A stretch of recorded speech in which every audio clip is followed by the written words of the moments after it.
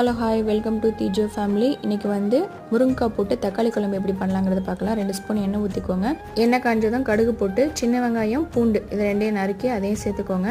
வெங்காயம் நல்லா வதங்கினதுக்கப்புறம் தக்காளி வந்து சின்னதாக நறுக்கி அதை சேர்த்துக்கோங்க. தக்காளி போடும்போது வந்து முருங்காயும் சேர்த்துக்கோங்க, அப்போ தான் சீக்கிரத்தில் வேகும். முருங்காய் போட்டுட்டு மஞ்சத்தூள் 1 ஸ்பூனு, குழம்பு மிளகாய் தூள் வந்து 1 ஸ்பூனு அதை போட்டு நல்லா வதக்கி விட்டுட்டு அரிசி அலசின தண்ணியை வந்து அதில் ஊற்றிக்கோங்க. 2வது அலசுவீங்களா அந்த தண்ணியை வந்து இதில் ஊற்றணும். ஏன்னா அந்த தண்ணி வந்து உடம்புக்கு வந்து ரொம்ப நல்லது, அதனால் இதை நான் சேர்த்துக்கிட்டு தேவைக்கப்போ உப்பு போட்டுக்கோங்க. அரைப்புக்கு வந்து பார்த்திங்கன்னா கொஞ்சோண்டு தேங்காய், பூண்டு, சோம்பு இதை வந்து அரைச்சி இந்த குழம்புல ஊற்றி நல்லா கொதிக்க விட்டு லாஸ்ட்டில் வந்து பார்த்திங்கன்னா கொத்தமல்லி தூவி இறக்கிடுங்க. அவ்வளோதான், ரொம்ப சிம்பிளான குழம்பு.